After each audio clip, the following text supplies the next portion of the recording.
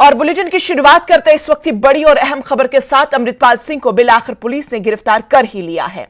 Police ने पंजाब के मोगा से अमृतपाल सिंह को गिरफ्तार कर लिया। अमृतपाल सिंह 18 मार्च से फरार था। अमृतपाल सिंह को आसाम मुंतकिल किया जाएगा। अमृतपाल को डिब्रागढ़ जेल में रखा जाएगा। सिक्योरिटी के कड़े इंतजाम किए गए हैं। वाज़ेह रहे कि 36 दिन से फरार था अमृतपाल सिंह और आज उन्हें गिरफ्तार कर लिया गया। वाज़ेह रहे कि 2 दिन कबल उनकी अहलिया को लंदन रवानगी के दौरान अमृतसर एयरपोर्ट से हिरासत में लिया गया था।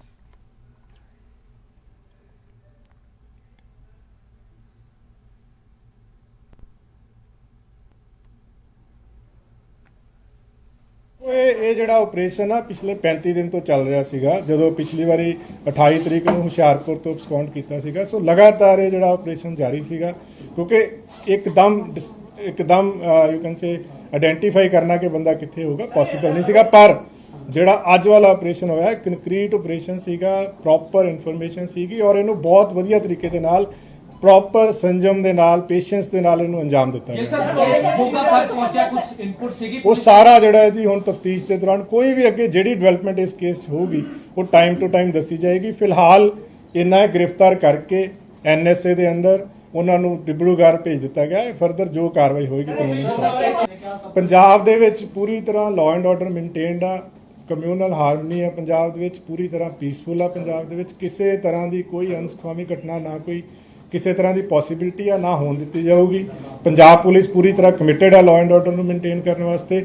ਔਰ ਸਭ ਤੋਂ ਵੱਡੀ ਗੱਲ ਜਿਹੜੀ ਮੈਂ ਦੁਬਾਰਾ ਕਹਿਣਾ ਕਿ ਪੰਜਾਬ ਦੇ ਲੋਕਾਂ ਦੇ ਅਸੀਂ ਬਹੁਤ ਬਹੁਤ ਧੰਨਵਾਦੀ ਹਾਂ। ਪੰਜਾਬ ਦੇ ਲੋਕਾਂ ਨੇ ਇਸ ਪੂਰੇ ਆਪਰੇਸ਼ਨ ਦੇ ਦੌਰਾਨ ਪੰਜਾਬ ਪੁਲਿਸ ਦਾ, ਪੰਜਾਬ ਗਵਰਨਮੈਂਟ ਦਾ ਬਹੁਤ ਸਾਥ ਦਿੱਤਾ ਹੈ ਔਰ ਮੈਨੂੰ ਪੂਰੀ ਉਮੀਦ ਆ ਕਿ ਜਿਸ ਤਰੀਕੇ ਨਾਲ ਪਿੱਛੇ ਪੰਜਾਬ ਦੇ ਲੋਕਾਂ ਨੇ ਸਾਥ ਦਿੱਤਾ ਹੈ, ਜਿਸ ਤਰੀਕੇ ਦੇ ਨਾਲ ਪੰਜਾਬ ਦੇ ਵਿੱਚ ਕਮਿਊਨਲ ਹਾਰਮਨੀ ਤੇ ਪੀਸ ਨੂੰ ਮੇਨਟੇਨ ਕੀਤਾ ਹੈ, ਅੱਗੇ ਵੀ ਉਸੇ ਤਰੀਕੇ ਦੇ ਨਾਲ ਮੇਨਟੇਨ ਕੀਤਾ ਜਾਏਗਾ। ਦੇਖੋ ਇਹ ਜਿਹੜੀਆਂ ਚੀਜ਼ਾਂ ਹੈ ਨਾ, ਇਹ ਚੀਜ਼ਾਂ ਸ਼ੇਅਰ ਨਹੀਂ ਕੀਤੀਆਂ ਜਾ ਸਕਦੀਆਂ। ਸੋ ਫਾਰ ਇੰਨਾ ਹੀ ਆ ਜੋ ਮੈਂ ਤੁਹਾਨੂੰ ਅੱਜ ਦੱਸ ਦਿੱਤਾ है। फर्दर जो डेवलपमेंट होगी क्योंकि आप दोबारा फिर शॉर्टली मैं दोबारा तभी कह रहा हूँ कि पंजाब पुलिस का जो लगातार प्रेशर था इस केस में, जो पंजाब पुलिस ने एक लगातार दबाव बनाया हुआ था, उस दबाव के तहत ही जो इनपुट्स भी वहीं से आती हैं पंजाब पुलिस के पास, सारी फोर्सेस के पास वहीं से इनपुट्स आती हैं। तो अल्टीमेटली आज सुबह हमें ये हमारा ऑपरेशन जो है फाइनली कंप्लीटली सक्सेसफुल हो गया। नहीं आज सिर्फ एक अमृतपाल ने अरेस्ट किया। जी बिल्कुल जी। तो इस खबर पर बराह रास्त हमारे नुमाइंदे अमन पंजाब से जुड़ चुके हैं। अमन, आप ये बताइए कि पंजाब पुलिस के लिए बहुत बड़ी कामयाबी है चूंकि पंजाब का सरहद और वो बिल्कुल सटा हुआ है पाकिस्तान सरहद के साथ और इसी बीच में इतनी बड़ी कामयाबी पंजाब पुलिस को मिल जाती है। किस तरह से आप इस पूरे मामले को देख रहे हैं?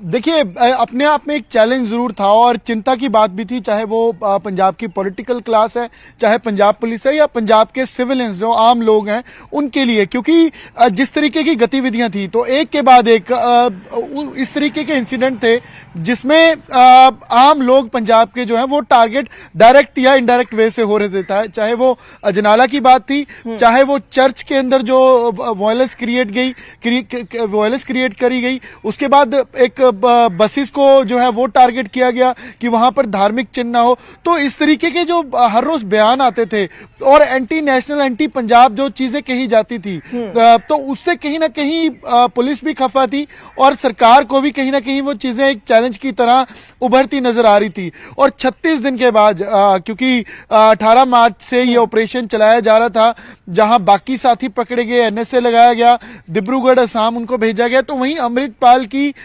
तलाश जो है वो भी जारी थी। 36वें दिन आज जाकर अमृतपाल को पकड़ा गया और मोगा जो जिला है पंजाब का, वहां के रोडे गांव है, वहां से गुरुद्वारा साहिब से अमृतपाल को जो है वो गिरफ्तार किया गया। और अब ये देखना होगा क्योंकि गिरफ्तार करने के बाद असम भेज दिया गया है, डिब्रूगढ़ क्योंकि NSA लगाया गया है तो वहां पर जो सेंटर है वहां पर भेजा गया है। पर जांच की जाएगी कि क्या क्या अमृतपाल के और तार थे, एजेंडा क्या था, फंडिंग कहां से थी, और जिस तरीके की ये बातें थी, क्योंकि अमृतपाल 2022 अगस्त महीने से, अगर कहें पिछले 6 महीने से ज्यादा एक्टिव था, तो उसकी वजह क्या थी और उसमें मदद किस किस की थी और आगे एजेंडा क्या था, तो इसको कहीं ना कहीं सर्च आउट अब किया जाएगा और इसमें एसोसिएशन किस किस की रही है साथ में उस पर भी जो है वो जांच की जाएगी। और इसमें एक अहम पहलू ये भी है कि एनआईए भी इस मामले में दखल दे रही है। डिब्रूगढ़ जाकर एनआईए की टीम जो है वो पूछताछ कर सकती है, क्योंकि नेशनल सिक्योरिटी से जुड़ा हुआ मामला है। और बीते दिन अमित शाह जो केंद्रीय मंत्री हैं उनके द्वारा भी बयान दिया गया कि इस तरीके की एंटी नेशनल गतिविधियां या खालिस्तान इनको बर्दाश्त नहीं किया जाएगा। और आज ये कार्रवाई देखने को मिली, क्योंकि केंद्र ऐसे मामलों में सीधा संपर्क में पंजाब के साथ है। पंजाब की ओर से ऑपरेशन हालांकि 36 दिन से चल रहा था, लेकिन सेंटर की भी इसमें केंद्र की अलग से एक पंजाब को मदद रही है, एक सहारा रहा है। और पंजाब पुलिस की ओर से आज सुबह 6:45 पर मोगा के गांव रोडे में जाकर गिरफ्तार अमृतपाल को किया गया। और वहां पर जिस लिबास में वो था, क्योंकि सिक्खी स्वरूप में है, तो उन चीजों का भी ध्यान रखा गया कि मर्यादा जो है, जैसे आईजी सुखचैन गिल भी प्रेस कॉन्फ्रेंस करते समय ये जानकारी दे रहे थे कि मर्यादा का ध्यान रखा गया कि कोई वर्दी वाला पुलिसकर्मी गुरुद्वारा साहिब के अंदर ना जाए, उसके स्वरूप को या अमन आपसे जानना चाहेंगे कि जिस तरह से अब उन्हें असम के डिब्रूगढ़ जेल में मुंतकिल किया जाएगा, वहां पे उनको भेज दिया जाएगा, तो क्या कुछ अंदाजा लगाया जा सकता है आखिर उन्हें डिब्रूगढ़ जेल में ही क्यों भेजा जा रहा है?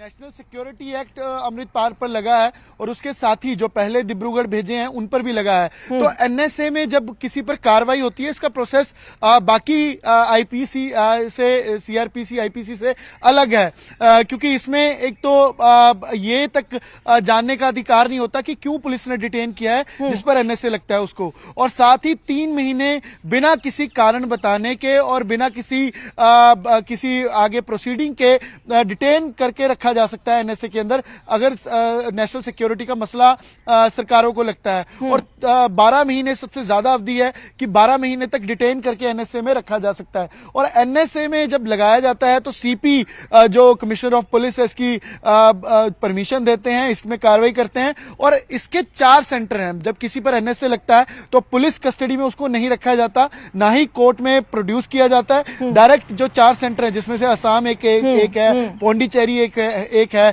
तो 2 और हैं, 4 कुल एनएसए के सेंटर्स हैं। जब किसी पर एनएसए लगता है तो उन सेंटर्स में जुडिशियल के लिए जो है वो भेज दिया जाता है, कस्टडी में वहां रखा जाता है ताकि आगे की जांच की जाए। और इसका ये भी एक नजरिया है कि जब एनएसए लगाकर अमृतपाल को असम भेजा जाएगा तो पंजाब में उसकी कोई रिफ्लेक्शन ना हो, कोई माहौल खराब ना हो, क्योंकि फर्ज कीजिए अगर मोहाली में या पंजाब के किसी कोने में अमृतपाल को रखा जाता है तो कोई गैदरिंग ना हो, कोई प्रदर्शन ना हो, कोई विरोध ना हो, इससे भी बचा जा सकता है। और ये सबसे बड़ी अहम बात है यहाँ पे। असम जो है वो भेजा गया।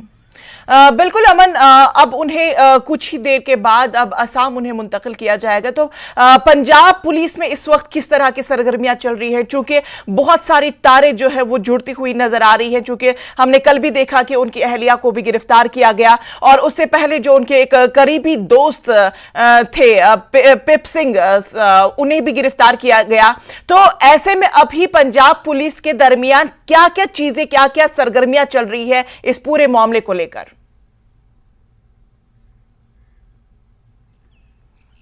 देखिए, पंजाब पुलिस में सबसे पहले तो ये है कि इसकी रिफ्लेक्शन ना जाए, सोसाइटी में डायरेक्ट या इनडायरेक्ट कोई इन्फ्लुएंस ना हो, कोई विरोध प्रदर्शन ना हो, लॉ एंड ऑर्डर मेंटेन करना सबसे बड़ी प्रायोरिटी और चैलेंज भी पंजाब पुलिस के सामने है। यही कारण है कि इस ऑपरेशन में, गिरफ्तारी में 36 दिन का समय लगा। पपलप्रीत को पहले पंजाब पुलिस ने पकड़ा और इसी तरीके से गिरफ्तार करने के बाद सीधा, क्योंकि एनएसए लगा था और माहौल को खराब होने से बचाना है, लॉ एंड ऑर्डर भी कंट्रोल करना है, तो असम भेजा गया। गया। उसके बाद उनकी पत्नी जो थी किरणदीप कौर, तो कहीं ना कहीं एलओसी जारी था, निगाह थी उनके ऊपर भी कि कोई बाहर इस तरीके की गतिविधि ना हो, तो इसलिए उनको भी रोका गया। और ऐसे में कह सकते हैं कि मेंटली एक प्रेशर अमृतपाल पर भी होगा, परिवार पर भी होगा कि पुलिस जिस तरीके की दबिश बना रही थी, तो उससे कहीं ना कहीं एक ही ऑप्शन रह गया था कि वो या गिरफ्तारी दें या पुलिस उनको गिरफ्तार करे और कार्रवाई का सामना करना पड़े। यही कारण है कि अमृतपाल को आज सुबह गिरफ्तार किया गया और बठिंडा से बाय प्लेन डिब्रूगढ़ भेजा गया। और अब सबसे बड़े चैलेंज और जो जिम्मेदारी की बात है पंजाब पुलिस के लिए कि इसको लेकर माहौल कोई खराब ना हो, लॉ एंड ऑर्डर की सिचुएशन जो है वो खराब ना हो, उसको मेंटेन करना सबसे बड़ी प्रायोरिटी जो है वो पंजाब पुलिस की है। अवाम का क्या कुछ रिएक्शन है इसके बीच?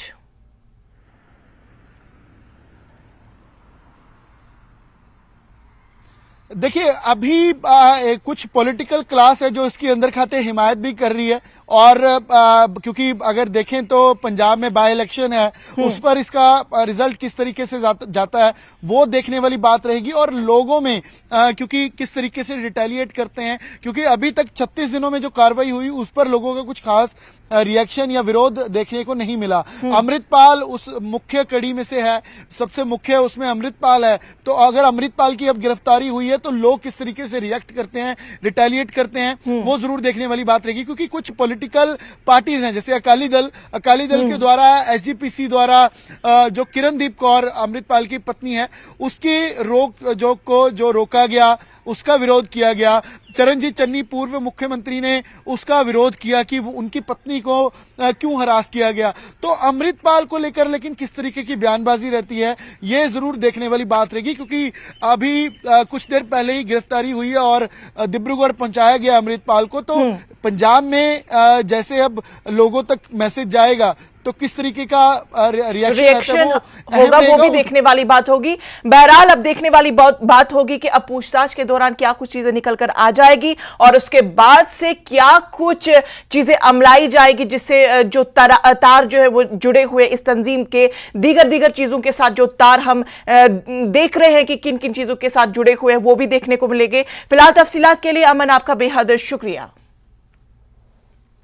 आगे बढ़ते हैं। पुंछ हमले में जख्मी जवानों का इलाज मुसलसल जारी है। लेफ्टिनेंट जनरल उपेंद्र द्विवेदी ने अस्पताल पहुंचकर जख्मी जवानों से मुलाकात की और उनका हालचाल जाना। इसी दौरान उपेंद्र द्विवेदी ने डॉक्टरों से भी बातचीत की और जो भी जरूरी इकदाम थे उनको हिदायत जल्द अज जल्द करने की दी गई।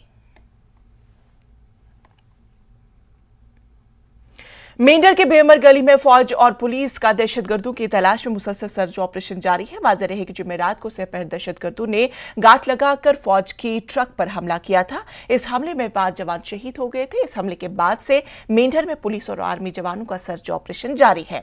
इस हमले के बाद मुतादिद अफराद को हिरासत में लेकर पूछताछ की जा रही है। बेमर गली इलाके की शाहराह को बंद कर दिया गया था, ताहम आज शाहराह को अब ट्रैफिक के लिए बहाल कर दिया गया है।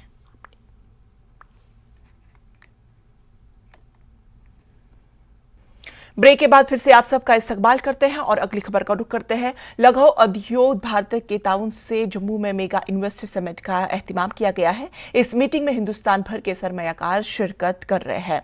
मरकजी वजीर अर्जुन राम मेघवाल भी इस इजलास में शरीक है, जबकि मरकजी वजीर नारायण राणे, एलजी मनोज सिन्हा दोपहर के इजलास में शिरकत करेंगे। मेगा इन्वेस्टर समिट का अहम मकसद जम्मू कश्मीर में सरमायाकारी को बढ़ाना है।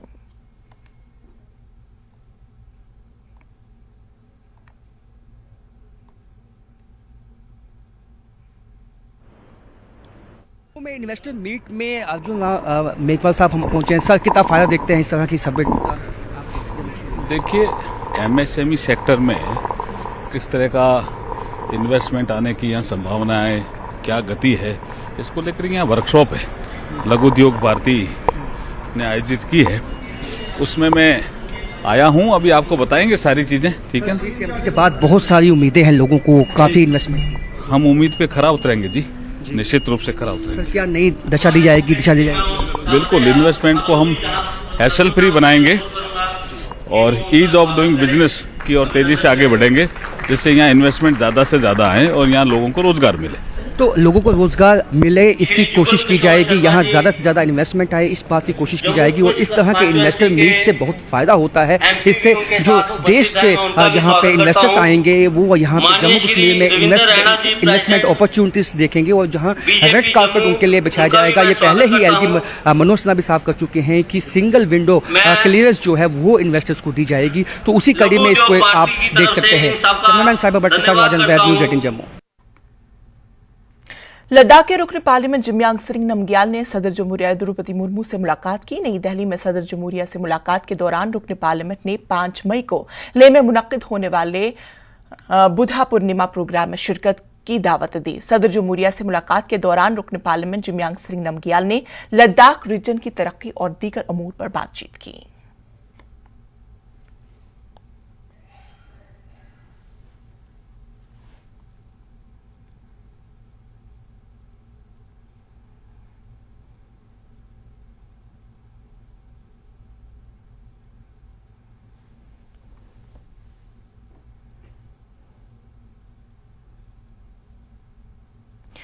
जिला बारामूला में मंशियात के खिलाफ जंग जारी है। 2 मंशियात फरोशों को गिरफ्तार किया गया है। फिरोजपुरा टंगमग में पापसो पर पुस्कून के 48 और एल्प्रॉक्स के 75 टैबलेट के साथ इनको गिरफ्तार किया गया है। मामूल के गश्त के दौरान उन्हें बरामद किया गया है। पुलिस ने मामला दर्ज कर लिया है और तहकीकात जारी है। टंगमग से पुलिस ने वसीम अहमद डार और जावेद मोहिद्दीन को गिरफ्तार किया गया है।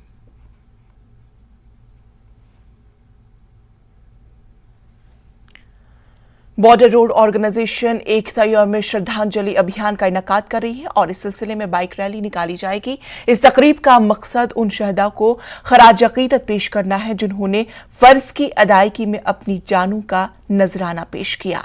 उन्होंने कश्मीर के मुख्तलिफ दूर दराज इलाकों में पानी, पौधे वगैरह के नमूने भी इकट्ठे किए हैं। आज की रैली बेकन हेडक्वार्टर कश्मीर से शुरू होकर वेरीनाग अनंतनाग में इख्तिताम पजीर होगी। बॉर्डर ऑर्गेनाइजेशन की जानिब से बाइक रैली मुनक्किद की जा रही है। दरअसल ये बाइक रैली इन्होंने जो रिमोट एरियाज है वहां पर सैंपल्स इकट्ठे किए हैं। ये सैंपल्स पुणे जा रहे हैं जहां पर श्रद्धांजलि स्थल बनाया जा रहा है, वहां पर इनको रखा जाएगा। मजीद तफसीलात के लिए मेरे साथ बीआरओ के चीफ इंजीनियर है, वो मजीद तफसीलात देंगे किस तरह की ये रैली है और किन किन फेज से ये रैली पुणे पहुंचेगी। सर, आज ये रैली यहाँ पर शुरू होगी, कहाँ कहाँ ये जाएगी और पहला पड़ाव कहाँ है? और ये रैली तो इनफैक्ट बहुत पहले से शुरू हो गई है। हर आरसीसी के हर कोने से जब इस जल को इकट्ठा किया गया और इन पौधों को लिया गया, वहाँ से वो आरसीसी हेडक्वार्टर्स तक आए, फिर वो टास्क फोर्स हेडक्वार्टर तक आए और आज हम टास्क फोर्स हेडक्वार्टर्स से भी यहाँ तक पहुँच चुके हैं और प्रोजेक्ट हेडक्वार्टर से लेकर के हम साथ हमने नदियों का जल इकट्ठा किया है और वहाँ का हमने पौधे लिए हैं। यहाँ से लेकर के अगला पड़ाव है वो पूना तक इनको लेके जाना है और ये 2 फेज में किया जाएगा। पहले फेज में हम इन सबको यहाँ से जवाहर टनल तक अपने मोटरसाइकिल्स में लेके जाएंगे और जवाहर टनल के आगे पूना तक उनको हम गाड़ियों में लेके जाएंगे। मुझे बताइए सर, मकसद क्या है? आप सैंपल जमा कर रहे हैं, बाइक रैली, क्या मैसेज देना चाहते हैं आप?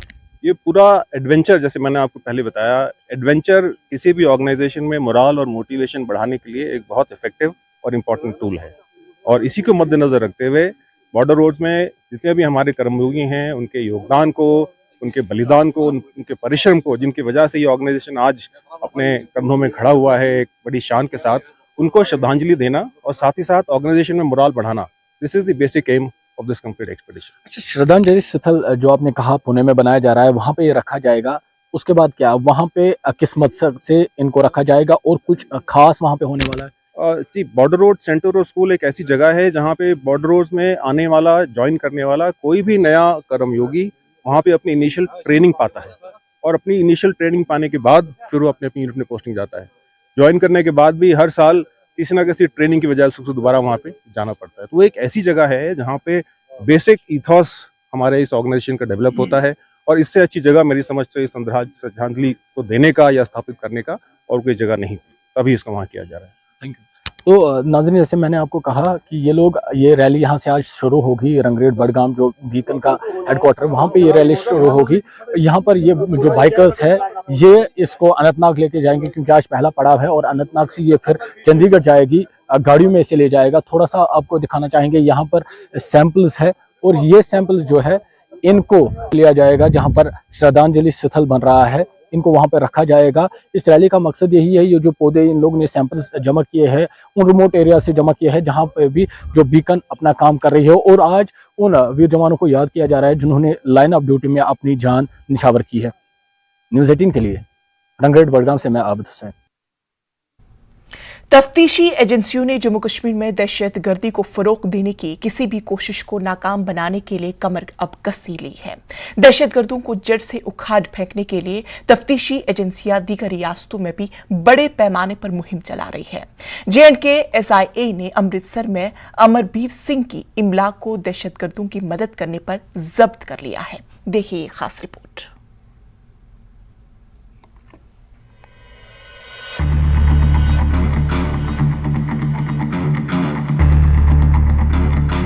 जम्मू कश्मीर के बाहर एक बड़े क्रैकडाउन में SIA ने पंजाब के अमृतसर जिले के राम तीरथ महल में दहशतगर्दों को माली मुआवनत फराहम करने वाले अमरबीर सिंह उर्फ गोपी की जायदाद जब्त कर ली है।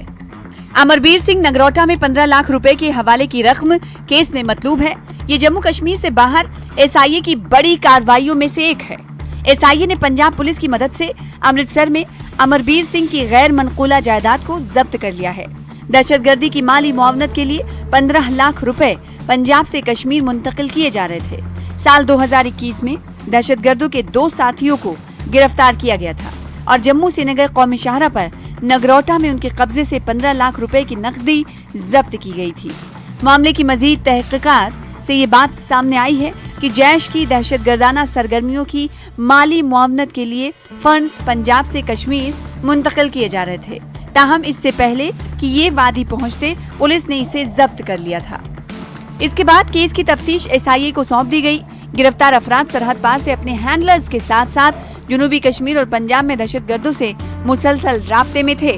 हकीकत में ये भी इंकशाफ हुआ है कि मुलजिम परवेज और फारूक ने मुजम्मिल मलिक और आशिक निंगरू के साथ मिलकर साजिश की थी और जानबूझकर दहशतगर्दी के फंड्स की नकलो हरकत में सहूलत फराहम की थी। मालूमात के मुताबिक अमरबीर सिंह पर पंजाब में कत्ल समेत कई मुकदमात दर्ज हैं, लेकिन वो पुलिस की गिरफ्त से बाहर है। जराये के मुताबिक अमरबीर सिंह काफी अरसे से दुबई में मुकीम हैं। Bureau reports, news 18 Jammu Kashmir Ladakh Himachal.